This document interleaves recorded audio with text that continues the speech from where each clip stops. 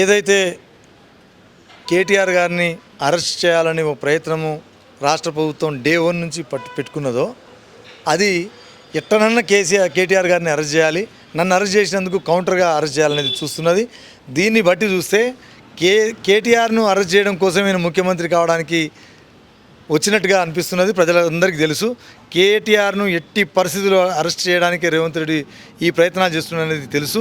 కానీ 6 గ్యారెంటీలను దృష్టి మళ్లిస్తానికి 6వ కేసుగా ఈ కేసును మేము భావిస్తున్నాం. ఈ 6వ కేసుకు సంబంధించి దీన్ని అరెస్ట్ చేసి నేను అరెస్ట్ చేసినా అని గొప్పలు చెప్పుకోవడానికి రేవంత్ రెడ్డి గారు ప్రయత్నం చేస్తున్నట్టుగా మాకు అనిపిస్తున్నది. కానీ నేను చెప్తున్నా, ఖచ్చితంగా రాసిపెట్టుకోండి, కేటీఆర్ గారిని అరెస్ట్ చేస్తే కాంగ్రెస్ పార్టీ ఇంకో 20 సంవత్సరాలు బొందలో పోవడం ఖాయం. అది బొందలో పెట్టేది రేవంత్ రెడ్డి అనేది దీన్ని బట్టి అర్థమవుతుంది. ఎందుకంటే కేటీఆర్ అనే వ్యక్తి ఒక తెలంగాణను బ్రాండ్ ఇమేజ్ని తెచ్చినటువంటి వ్యక్తి, ఈ తెలంగాణలో హైదరాబాద్ను బ్రాండ్ ఇమేజ్ తెచ్చిన వ్యక్తి, ఆ పారిశ్రామిక రంగంలో కానీ ఐటీ రంగంలో కానీ అద్భుతంగా గొప్ప పేరు ప్రఖ్యాతులు తెచ్చిన వ్యక్తి, దేశంలోనే ఒక గొప్ప రాష్ట్రాన్ని ఉంచినటువంటి కేసీఆర్ గారు కానీ కేటీఆర్ గారు కానీ దీన్ని తుడిచిపెట్టాలనే ఉద్దేశంతో అంతటి గొప్ప కార్యం చేసినటువంటి కేటీఆర్ గారి మీద ఏదో లేనిపోని కేసులను పెట్టి, అక్రమ కేసులు పెట్టి, పసలేని కేసులను పెట్టి అరెస్ట్ చేయాలని చూడడం అంటే తన వ్యక్తిగతంగా కక్షను తీసుకోవడమే తప్ప ఇంకోటి కాదు. ఇది సభ్య సమాజం సిగ్గుపడుతుంది, సభ్య సమాజం ఖండిస్తుంది. ప్రజల దృష్టిని మళ్లిస్తానికి చేస్తున్న ప్రయత్నం తప్ప ఇంకోటి కాదనేది ఈ సందర్భంగా చెప్తున్నాం. ఏది ఏమైనా ప్రజల సమస్యల మీద నిరంతరం కొట్లాడతారు.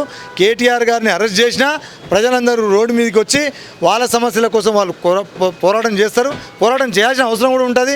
కేటీఆర్ గారిని అరెస్ట్ తోటి మొత్తం వాళ్ళ సమస్యలు, వాళ్ళ జరుగుతున్న అన్యాయాన్ని ఇటువైపు కేటీఆర్ గారి మీద దృష్టి మళ్లించాలని చూస్తారేమో. కానీ నాకు తెలిసి ప్రజలు ఇంకెక్కువ గట్టిగా పిడికిలు బిగించి కొట్లాడతారు అనేది ఈ సందర్భంగా నేను చెప్పక తప్పదు.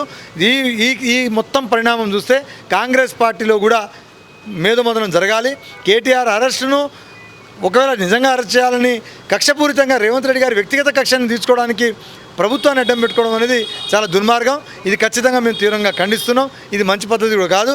ప్రధాన ప్రతిపక్ష పార్టీ నాయకుడిని నువ్వు ఉండాలి, మాకు సలహాలు ఇవ్వాలి, సూచనలు ఇవ్వాలని చెప్పి అవినీతి జరగని దాన్ని, కరప్షన్ లేని దాన్ని కరప్షన్ జరిగినట్టుగా చిత్రీకరించి కేసులోనేమో కరప్షన్ లేదని అంటారు, కానీ బయట సమాజానికి మాత్రం కరప్షన్ జరిగింది, అవినీతి జరిగిందని చెప్తున్నారు.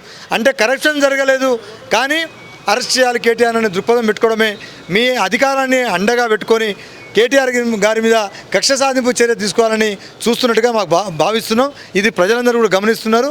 ఖచ్చితంగా ముమ్మాటికి ప్రజలందరికీ తెలుసు, వాళ్ళ సమస్యల మీద కొట్లాడకుండా కేటీఆర్ గారిని జైల్లో పెట్టాలని ప్రయత్నం చేస్తున్నది ప్రజలందరూ కూడా గమనించుకుంటున్నారు. దీన్ని కూడా మేము తీవ్రంగా ఖండిస్తున్నాం. ధన్యవాదాలు.